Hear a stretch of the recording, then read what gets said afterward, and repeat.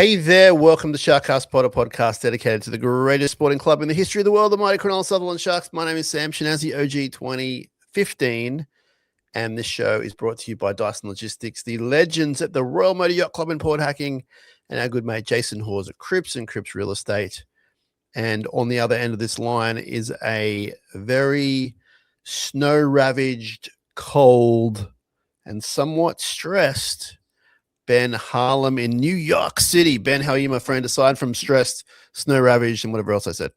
Yeah, it feels like, well, it felt like minus 12 degrees earlier this morning when I walked around the city. So not ideal with 20 inches of snow. And that's not me like over exaggerating. That is the official count in Central Park, which is just down the street from where I am, Sam. So, yeah, like it's very different to around this time last year when we did the episode with Gaz at Resorts World in Vegas and talked, I'd say, 5 minutes of football and about an hour and a half of absolute rubbish. But we have lots of football to talk about, but it is cold and it is snow ravaged. And I am a bit stressed because I do have a flight to Vegas tomorrow that we hopefully will be on. Yeah, so if you're in Vegas now or on your way and you see this and you want to hang out with Benny, drop him a line. I'm sure he'd be up for a Coke Zero somewhere. And that's right, almost a year.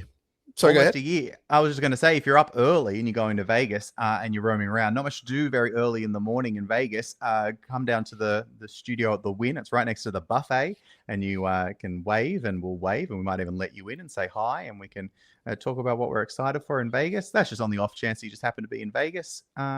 But yeah, lots happening. One thing I know about SharkCast listeners is they love a buffet. Oh, I've heard great things about that Wynn buffet. I do like the one at Caesars, although I haven't had it in a long time. People do say that the Wicked Spoon, the Cosmopolitan. We should have had this conversation last year when we were walking around Resorts World looking for somewhere to eat. Yeah, we probably did. And settled on Starbucks. That's right. Yeah. That's right. It's really, like, what a great week. Just very quickly, what a great week that was. Yeah. Obviously didn't get the result in the end, but just, you know, it was fun going to the bar where you had the 2-for-1 drinks. If you said up Cronulla and all the Sharks fan around, the fact that ET was there and magically Katy Perry became a Sharks fan. I'm sure she still has that signed jersey that we got her. You know, it was a great week. I hope everyone enjoyed it as much as we did, whether you were there or you were back home. Gary Dover went broke in one single hand, literally. I hear that he's still banned from at least 6 casinos on his way there. He should be there right now, I believe. He's LA. There. Yeah. As dear friends of his, we should be banning him from those establishments. You're the only one. Oh, actually, Josh Boland's going to be there too. So me and Josh. Although I'm worried about Josh. I've never actually met Josh, but I've heard maybe he's just as much of a degenerate as the rest of us.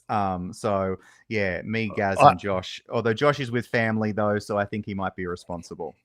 I'd say he's more of a degenerate, but he also had some mileage in Vegas a year ago, so he's probably not the best one. Anyway, it's exciting. I do have a little bit of FOMO just because I had so much fun there, and I usually do.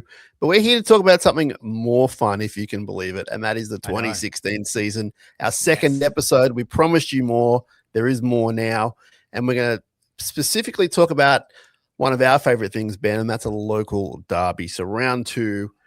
The Dragons come to Woolooware, and we're going to talk about that game for a little while. Take you back to 2016. Now, we had a bit of fun in the last episode. If you haven't heard it, go back a few weeks. 2016, round 1, up in Townsville. We had fun doing that episode. This is part 2, as I said.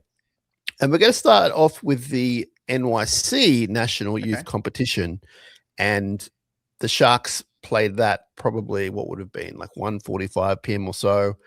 And I want to go through the team list for you for the Sharks. Ryan Cummins at fullback, Sione Katoe and Semasai Vey on the wings. Bessie Tuamaga and Lachlan Stein were in the centers. Jack Williams Jr., as in Little Jack Williams, there were 2 at once at the club.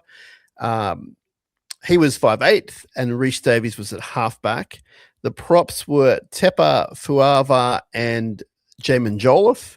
And the captain and hooker was a young fella called Jaden Brayley, with the back row of Jaden Walker, Ashley Nisbet, and Jaden McDonough. The bench was Justin Timu, Leon Tupola, Billy Magoulias and Tony Matatua, and the coach was John Morris.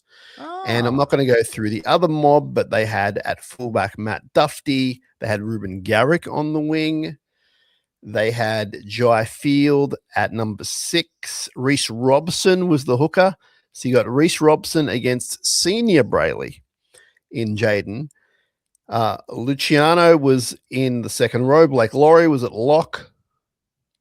So that's a few of the guys. And also, this caught my eye, TJ Uele. I'm not sure if there's a relationship there between the two. I'm going to have to ask our friend Braden. Coached by Matthew Head, Dragons legend. So that's what happened earlier on in the day. And thankfully, because it was such a great day, the Sharks won 26-24, tight one. And Sione Katoa scored 2 tries, I believe. And Ruben Garrick got a hat trick, but it wasn't enough. And Ruben Garrick wasn't even kicking. Someone else was kicking. So that's what happened earlier in the day. Beautiful Sunday afternoon down at the stadium. Now, I have it on good authority. You were there. I was there. And I was on Beer Hill, home of many let me just say, compliment that has been thrown at certain players from that hill. I've heard words that I have never heard before, except for in that location. May it rest in peace. Such great times spent there. Yeah, a really great day, really sunny day for football. And also, it felt packed as well. It was one of those where you go in there and they announce the crowd and you go, how did we get 22,000 in for a Dragons game, 10 years ago? Before then, so when we actually set those records, like just one of those where everybody was there and you knew everybody and it was packed. A great day. And you mentioned the stadium, and I did notice that you did hesitate over the name because the name had changed in 2016. And I will say, when I was watching this game on replay, Ray Warren, legendary commentator, geez, he is good at when you have a new sponsor, and obviously it's been fed to him. Hey, mate, we just need you to give these guys a bit of a plug. He is consistently, and especially with the Sharks, with the amount of sponsors we've gone through, he is consistently great at bringing it up, and also threw in a Southern Radiology mention for the main sponsor. Southern Cross Group would have been very happy. I will say, one of the great things about Rubs as a Sharks fan, always up for complimenting the new sponsor whenever we needed it. Thank you, Rabs.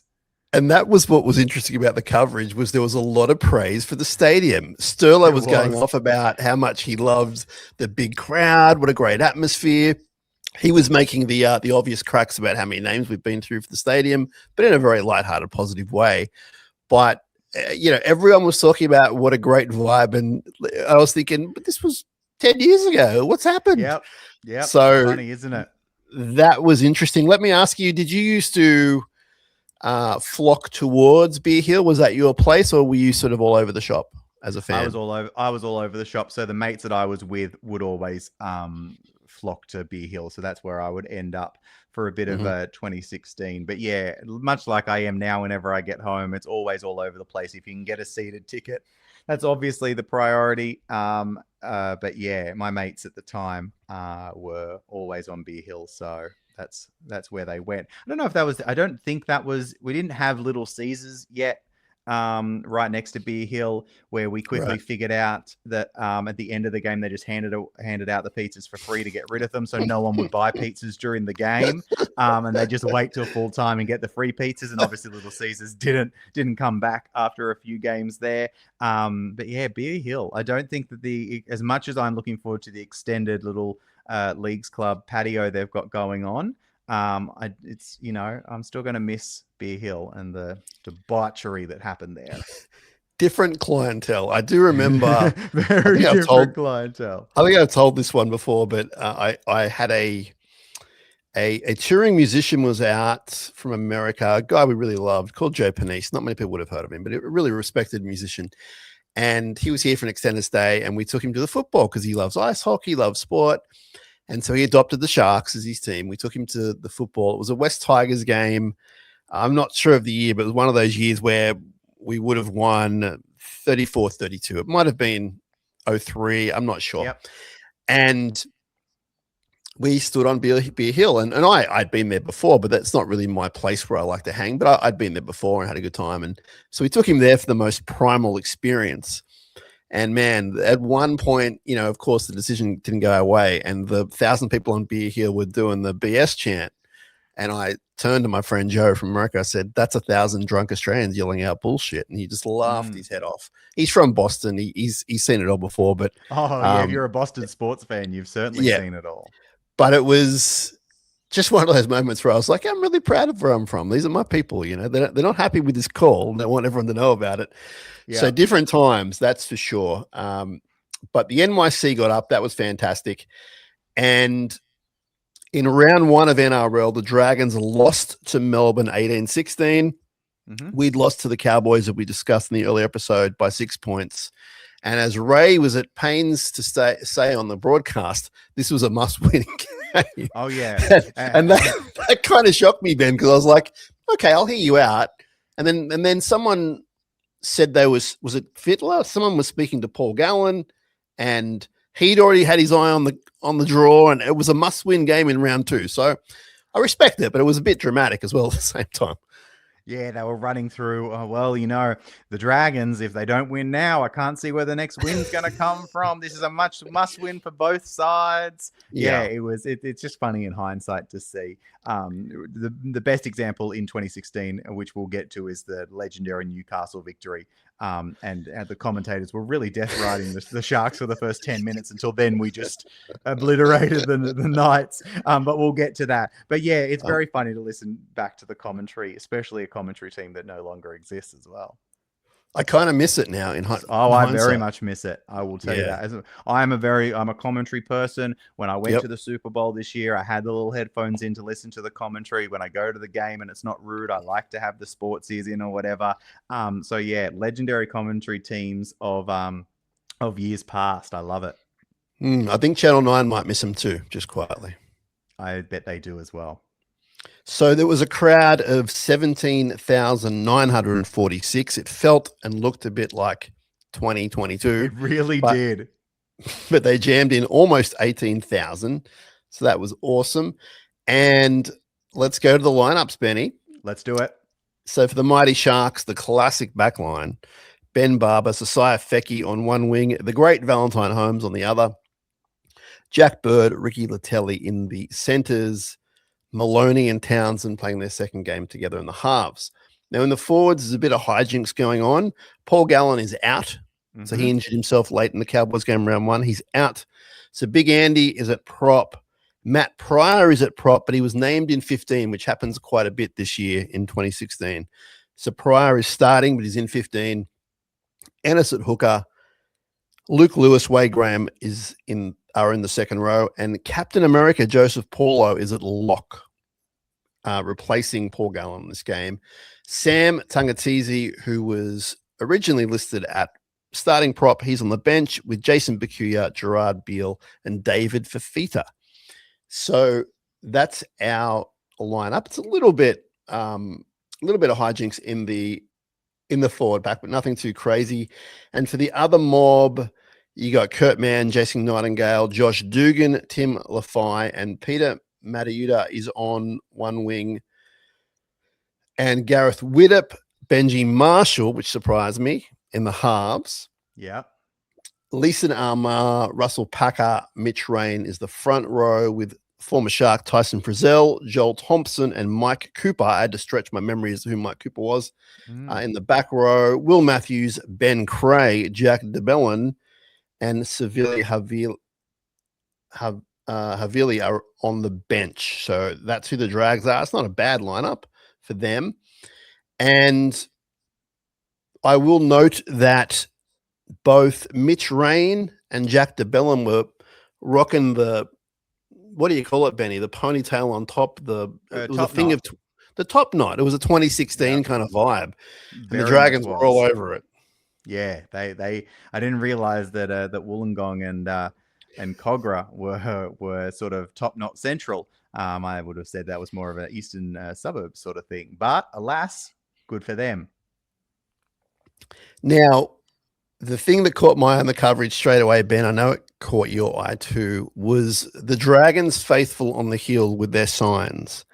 And Always quality signs. They might be there's a 10 lot. years out of date, but they're quality signs. There's a lot of things about this club we really don't like. A lot of them, and we tell you about it most weeks. But you'll never hear us say they have bad signs. Some are a little bit 100%. cringy. Some are a bit kind of, is that funny or not? But they're great.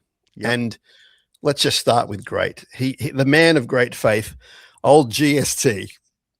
GST every game. Every game. It's just as consistent as the GST. It stayed at 10% all these years. And that sign is, I don't know how it stayed the same. Does he make new ones? It doesn't look like it, but it's not like that. I don't think so. I don't know about the current status of GST and the gentleman that holds it, but I hope all is well. And I hope he's still rocking. If he's not, respect, but I hope he is. But for those who are unaware, maybe our younger listeners, GST stands for Great St. George Team. That's it. And it's also at the time where a certain tax came in, or maybe it was, as you say, 10 years later, I'm not sure. It really was. So that was just one sign. Keep going while I Google, yep. Another classic, and I'm going to try and get through this without completely losing it. Nightingale to remember. Oh, yeah, okay. It's a day game, but sure, yeah. Do you remember Nightingale? Yep. This one I'd forgotten about. And it might be a bit of a reference to a Corn song if I'm in the right time zone. Maybe it's something else, but it's All Day I Dream About Saints with the Adidas sign as well.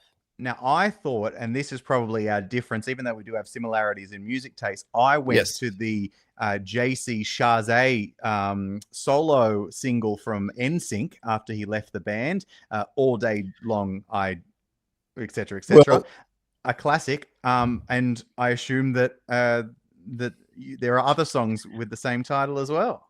But I'm going to kind of associate a Dragons fan on the hill with Corn. Hey, you never know. But I don't know. I could be wrong. Know. I could be wrong.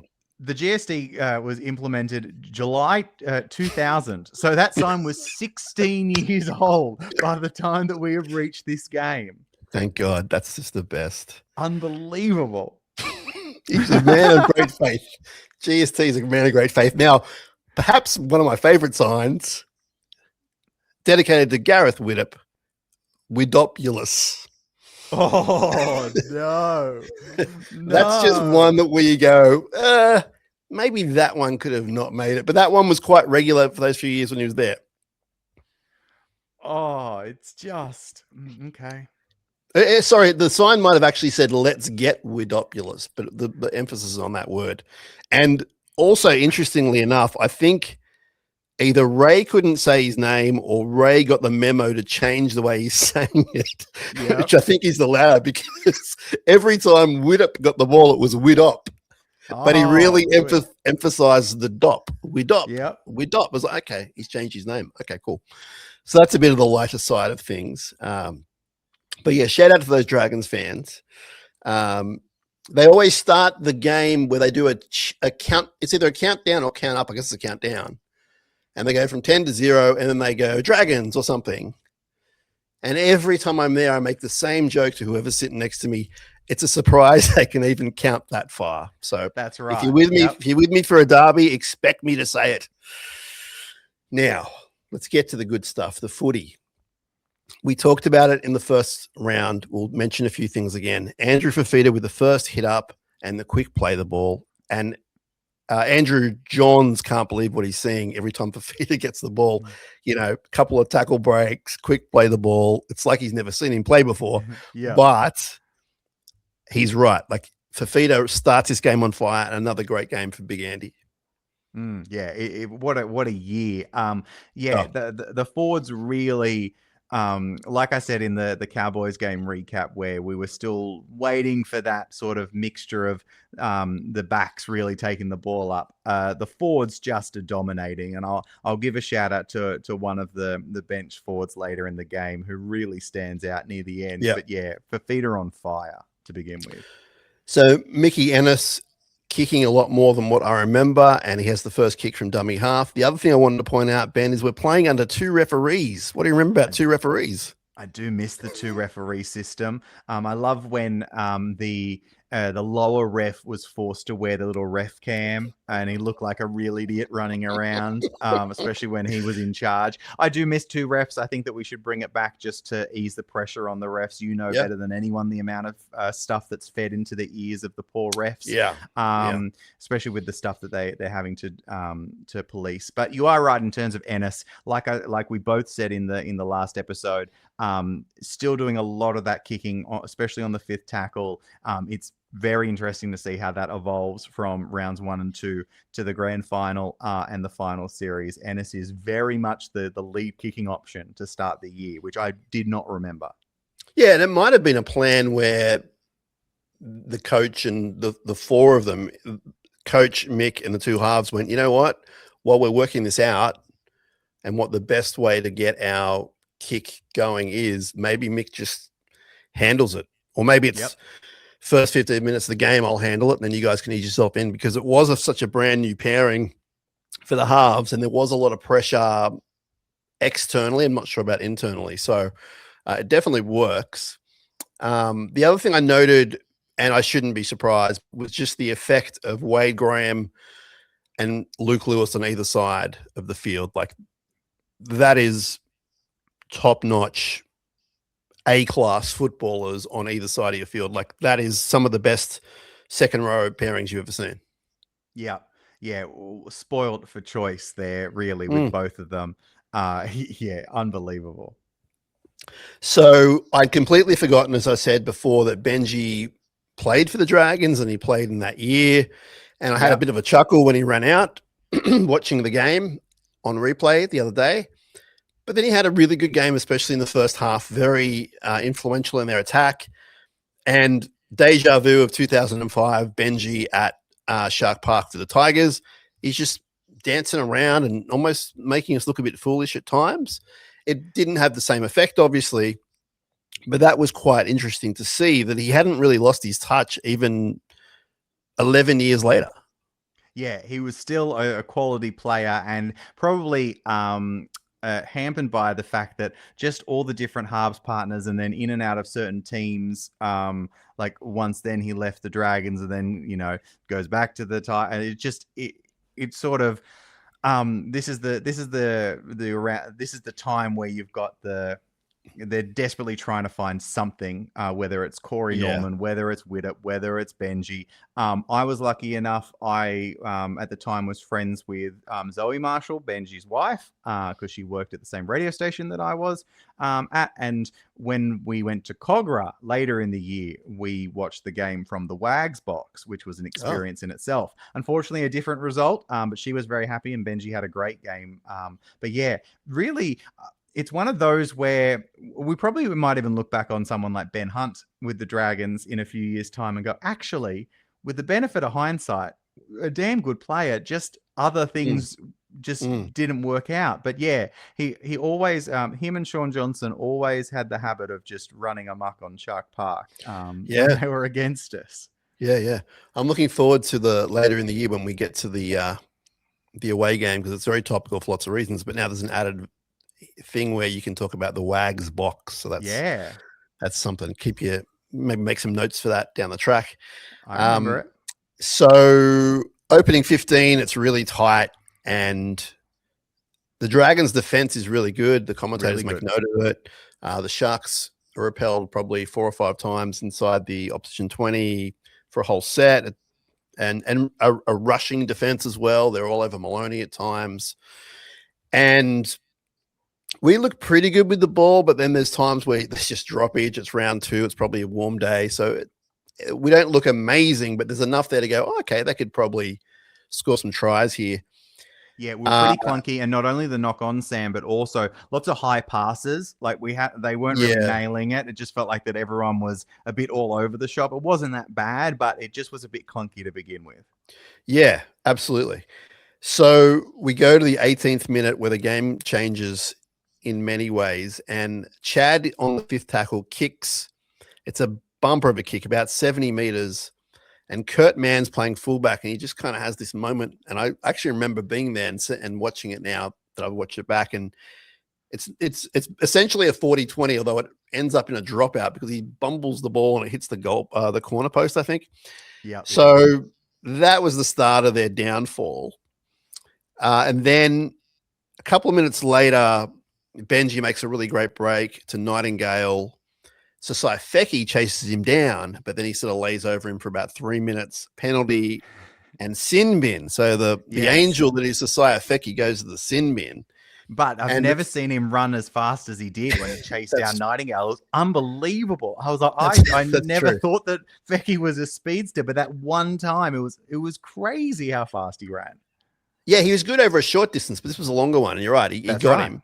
But the comical thing from here, and you can put the Benny Hill music on, is that they go for a shot at goal, which I even remember at the time. Now it's just all these flashbacks. I was thinking, what are these guys doing? Like they're down.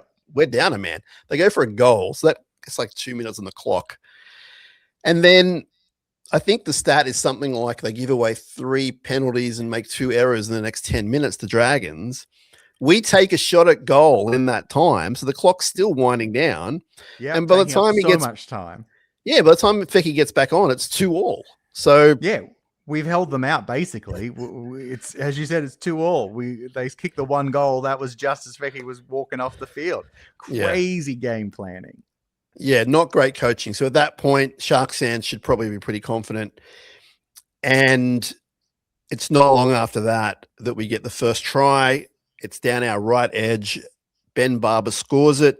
Mick Ennis from dummy half, a little line engagement, quick passing to Maloney, to Chad, to Barber, but Barber does most of the work and probably runs, 15, 20 meters and scores down the right edge. Happy days. Really good run. And a lot, obviously these are signs of what's going to come up over the year. Also a nice decoy run to Luke Lewis as well. So Maloney gets the goal. Sharks lead 8-2. Then in the 35th minute, so not long after, Chad kicks from the 50-meter line on the 5th. It rebounds off one of the opposition players. He picks it up left-handed, runs 30 meters down the middle of the field, looks to the right. Grubber kick to Valentine Holmes, who scoops it up with one hand as well. And the Sharks are winning by 10 now in the space of 4 or 5 minutes. So Maloney gets the goal. But again, great vision from Chad. Chad really owns this sort of last part of the half. And it was great vision from Chad. It's potentially career best moments for Chad with all respect.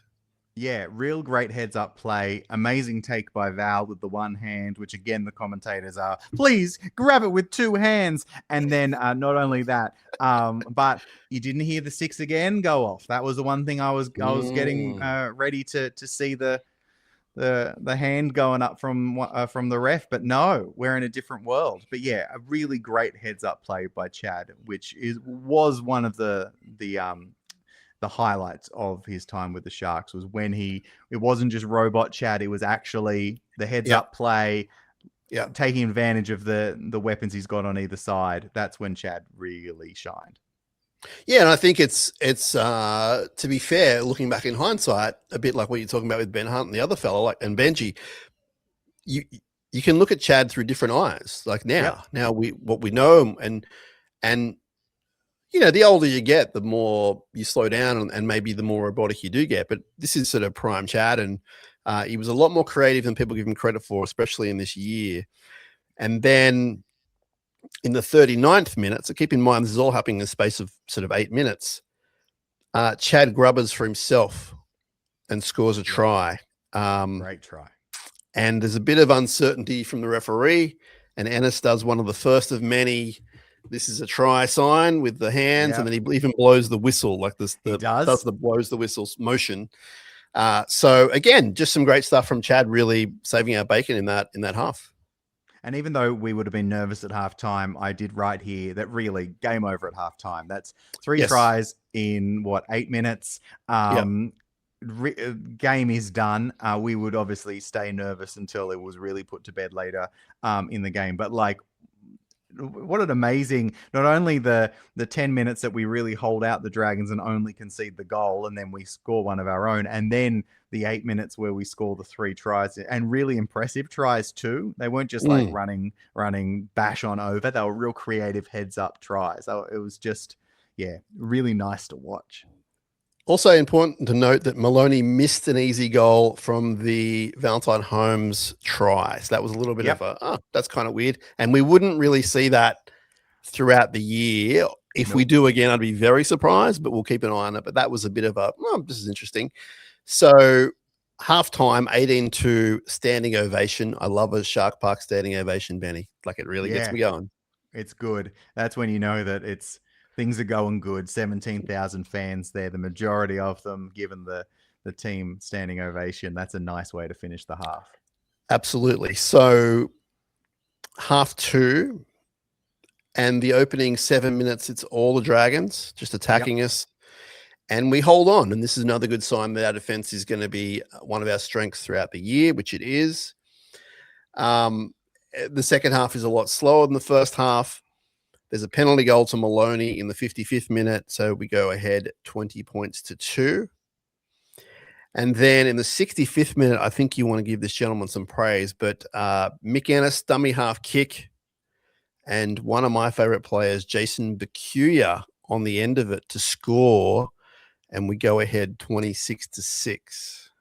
Bakuya, if you guys go back and watch the replay and watch the second half, Bakuya is phenomenal in the second half in particular. He is just, as you said, beast mode, just dominating the Dragons forwards and whoever is running up to try and put a stop to him. Yeah, he is unbelievable in this second half.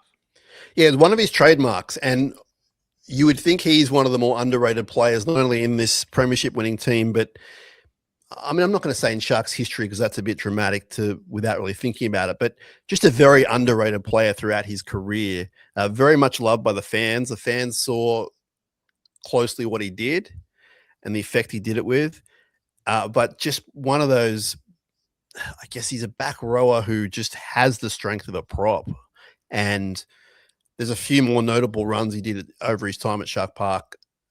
One, I want to say, either against Penrith, the Warriors, a bit later, and it's like a 40-meter run, but there's like 20 guys hanging off him. So very well known for that. But he's on the end of a kick from Ennis. So again, the attacking kick comes in handy from Ennis. Try assist for him, no matter who your super coach provider might be.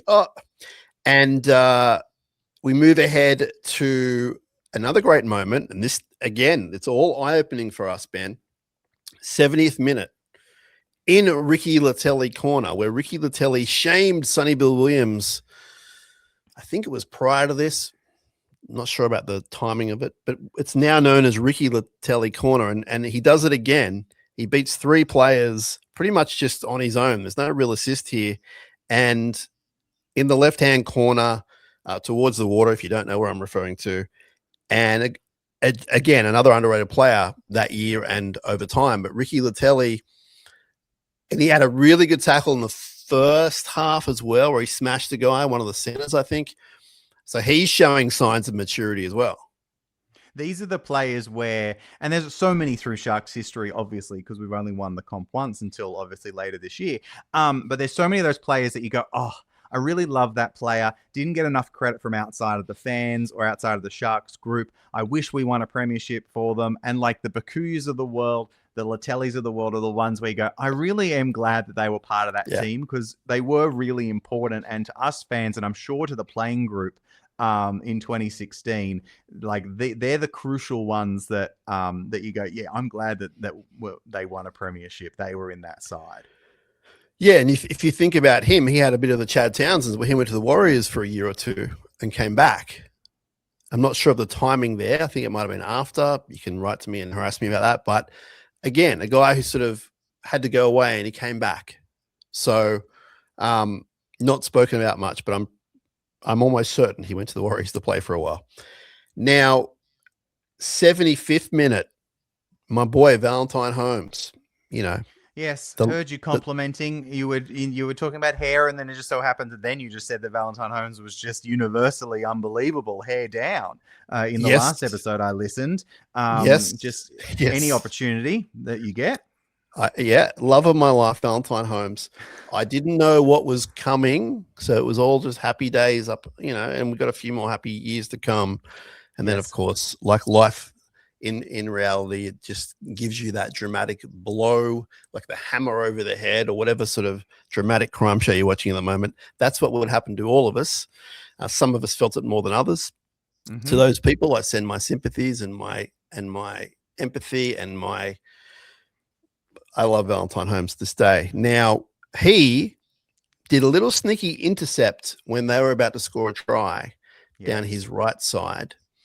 And we would see that later on in one spectacular moment, which we'll talk about, probably be a whole episode based around it later on in the year.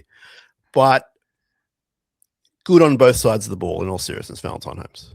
Yeah, really good. As you said, signs of things to come. You just see the little things that you then you go, oh, there's just something there that I remember either later in 2016 or maybe like a year later.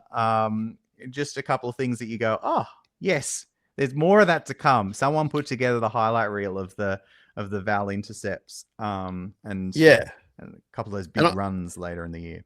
I guess the whole point to all that, Benny, is that it's not a fluke what's going to happen. Like, it's all part of the processes. For example, when he likes to defend on the wing, his last sort of stopgap is to go for the intercept, and he happened to be pretty good at it.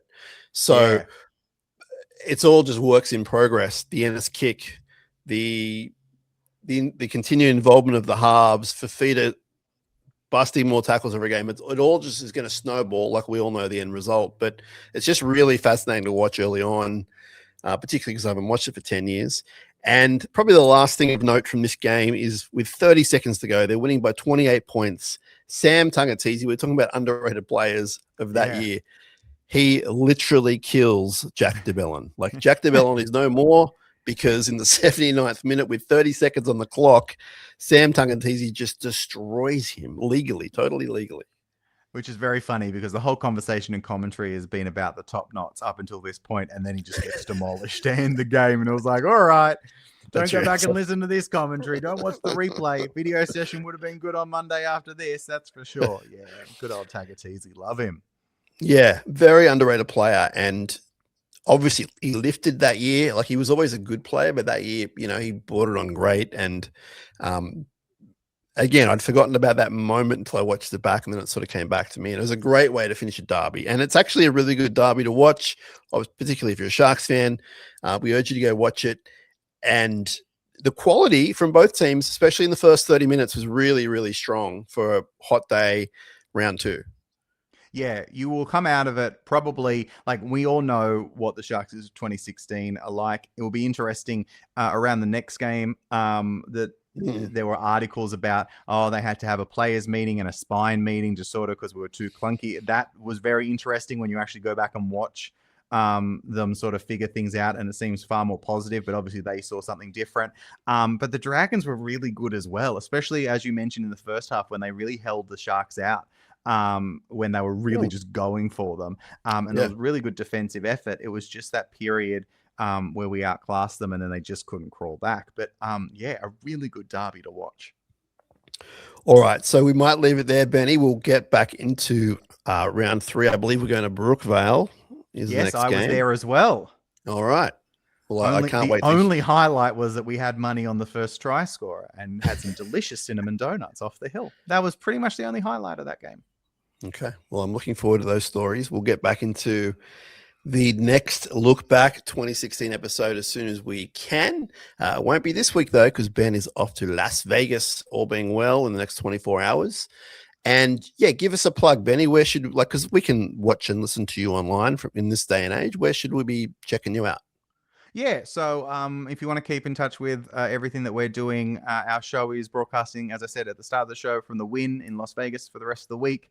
Got a couple of things planned with the Bulldogs, and the Knights are going to be swinging by, doing some stuff. One of my hosts, Ryan, is going to be coaching and involved in a Harlem Globetrotters game. Harlem different to me, Harlem spelled with an E, which is the incorrect spelling.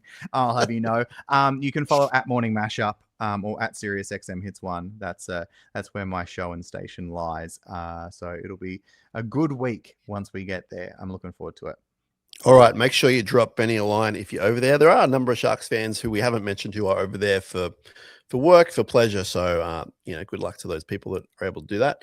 Benny, we'll talk to you again soon about the Sharks, and we'll definitely talk to you about 2016 soon. Appreciate your time. Everyone else, appreciate you watching, listening. You know what to do. Like, subscribe, and you'll be hearing from us before you know it. This has been the Look Back episode 2016, round 2. We beat the Dragons. And every year you beat the Dragons, every time you beat the Dragons, it's a sweet, sweet thing. Don't ever forget it. Up, Cronulla. We will talk to you soon.